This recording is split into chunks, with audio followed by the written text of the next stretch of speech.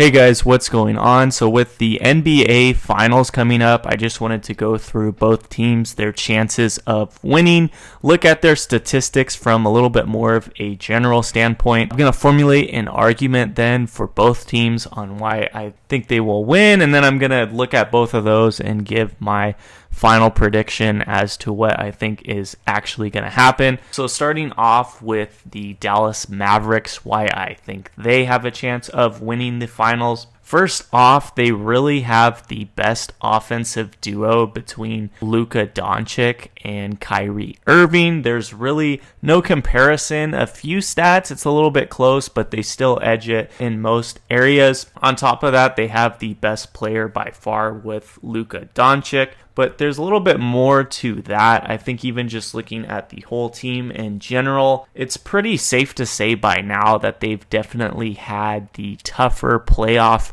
route to get to this point in comparison to the Celtics. And in addition to that, I would say that the Western Conference is also a little bit more stacked in the regular season as well. And on top of that, just looking at finals experience, regardless of anything else, the Mavericks also have Kyrie Irving, who has a lot of finals experience in the past, also has a ring, so he is definitely someone who's capable of performing. And in comparison, I would say that the Celtics losing to the Golden State Warriors in 2022 is a little bit concerning because they did have the majority of the same players. Another thing I think that hurts the Celtics' chances this year is that Porzingis got injured in the playoffs. He is rumored to come back. I think it is probably going to be a little bit rushed. So whether or not he says he's ready to go, I think he's not probably going to be 100%. He hasn't shown to be extremely durable, so it's possible he could re-injure it again or just not be at the top of his game. And on top of that, I will say Mavericks didn't have nearly as strong of a regular season as the Celtics did, but you can differentiate that between a lot of those trades, getting Washington in addition to Gafford. And I'd say just looking at this objectively, the Mavericks have more of that chemistry, more of that playoff magic. They are playing really well.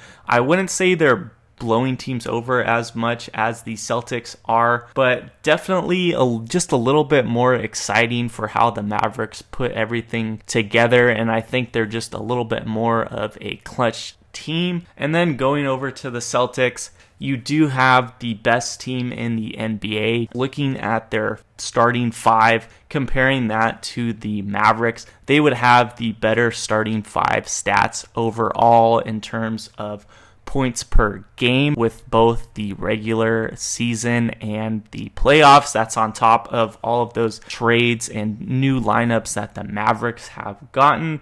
And then just thinking about it from a defensive perspective, they also have allowed less points per game in both the regular season and the playoffs. And then going back to Porzingis, he does look to be back. He does look to be healthy. So if he is on top of his game, that's another plus for the Celtics. And even though the Celtics did lose to the Warriors 2 years prior, they did have a lot of guys who have been there already, so they do have finals experience. And then going back to the regular season, the Celtics did already beat the Mavericks twice this year. And then in comparison to Irving, the Celtics do have someone who's actually won the NBA Finals. Holiday has a ring when he won with Milwaukee. So now just giving a conclusion, what I think is the stronger argument here. I will say you can't really look at those two regular season games too much because the Mavericks are a completely different team. So I think they're definitely going to have a much different starting five, and I think a whole different strategy for the Celtics this time. And I think especially just looking at how the Celtics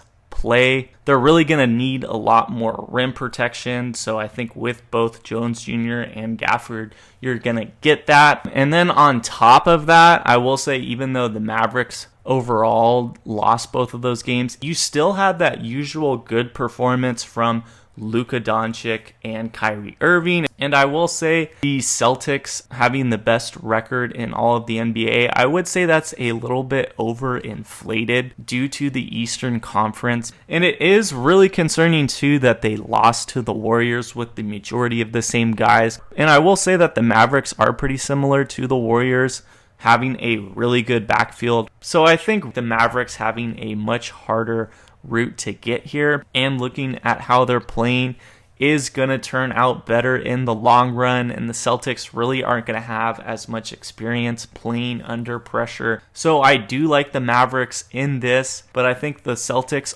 are really a powerhouse team. So I would probably say Mavericks are going to get the better of them, but it probably is going to go to Game 7. So that's really my pick for that. Feel free to let me know your picks, your reasoning for that, or whatever thoughts you have for the NBA Finals. Appreciate you watching, and I'll see you later.